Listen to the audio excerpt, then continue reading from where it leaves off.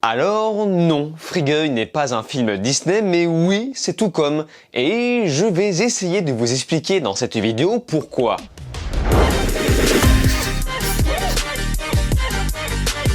Salut à tous, c'est Vince alias Amir Game et on se retrouve aujourd'hui pour parler d'un nouveau petit film d'aventure américain. Je parle de Frigueuil réalisé par Shawn Levy, qui a déjà auparavant bossé sur la réal de quelques épisodes de la série Stranger Things, mais qui est surtout connu pour des comédies plus familiales du style La nuit au musée. Frigueuil est un film qui fait partie de ceux qui ont subi tout un tas de reports dus à la pandémie. Il a été repoussé pas moins de 3 fois depuis sa date de sortie initiale de juillet 2020. Mais il est enfin là et les quelques premières critiques de presse l'ont plutôt bien accueilli. Et vous allez voir dans cette vidéo qu'il y a pas mal de petites choses à dire dessus, que vous l'ayez vu ou non.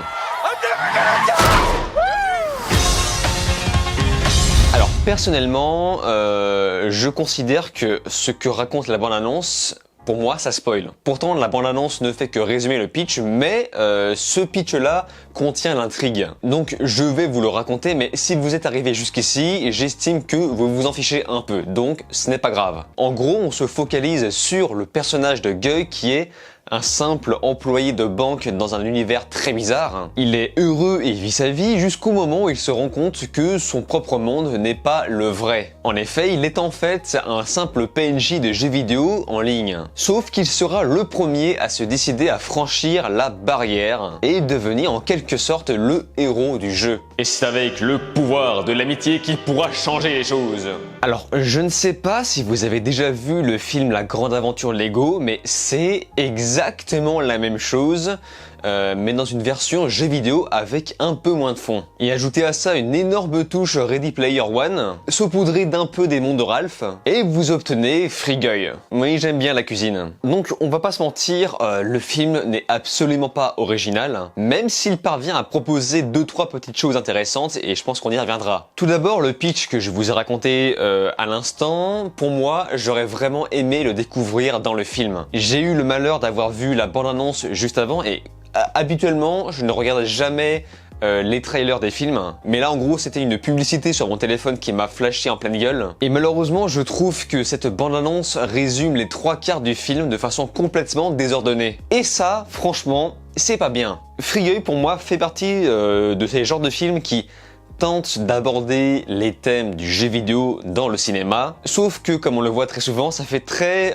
vision de jeu vidéo par ceux qui n'y jouent pas souvent, puisqu'on aura tous les clichés, toute la caricature que les casus se font habituellement, notamment la vision des codeurs et des développeurs des jeux vidéo, qui est complètement caricaturale. Tout comme Ready Player One, j'ai envie de dire. Sauf que lui, il y avait le talent de Spielberg derrière. Sans offense bien sûr, c'est juste que pour moi Spielberg aura toujours du niveau quoi qu'il arrive. Bref, on se retrouve donc face à un film qui propose plein de trucs super bizarres, dans un univers qui, disons-le, ne tient pas toujours la route. Par exemple, on ne sait pas trop comment font les joueurs pour entrer aussi nettement en communication, que ce soit entre eux ou avec les PNJ, puisque le film est illustré littéralement comme une sorte de matrice, alors que c'est juste un jeu normal, tel moi qui joue à Cyberpunk 2077 en me grattant le cul. Contrairement à Ready Player One, qui lui avait un système de VR, de costume qui reproduit les mouvements de la réalité dans le jeu vidéo, avec même un système de sensibilité dans chaque partie du corps, etc.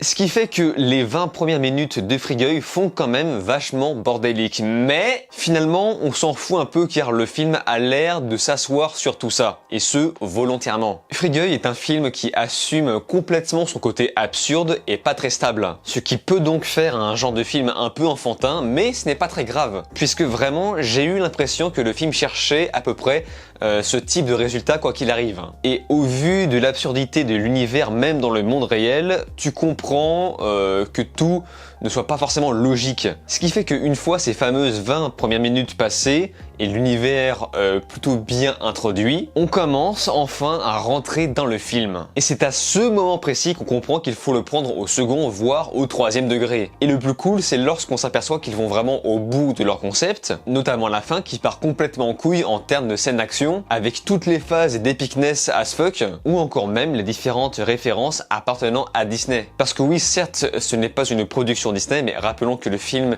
est de 20th Century Studios, anciennement la Fox, qui a été racheté par Disney. On se retrouve donc face à un film où, eh bien, l'émotion, avec du recul, finit par passer. Et surtout, le film réussit à nous proposer une romance bien plutôt cool. C'est complètement à l'eau de rose, très ado, un peu gnangnan sur les bords, mais bien ça a le mérite d'être original, enfin notamment sur la conclusion. À côté, le film propose une réale digne d'une comédie classique à l'américaine, enfin du moins une comédie d'action, et ce n'est clairement pas un travail de tâcheron. On a de jolis plans, des 360 stylés et de belles chorégraphies de combat, mises en valeur par le travail autour de la réal, etc. De plus, le film est complètement porté par Ryan Reynolds dans toute sa splendeur. Les fans de ce mec seront complètement aux anges. Rappelons aussi que le film se veut drôle, mais pour ma part, je n'ai pas beaucoup ri. Pour la simple et bonne raison que le film est très enfantin. Mais ce qui est sûr, c'est que gamin, j'aurais adoré. Quand j'étais petit, j'arrivais à rire devant le film Scooby-Doo.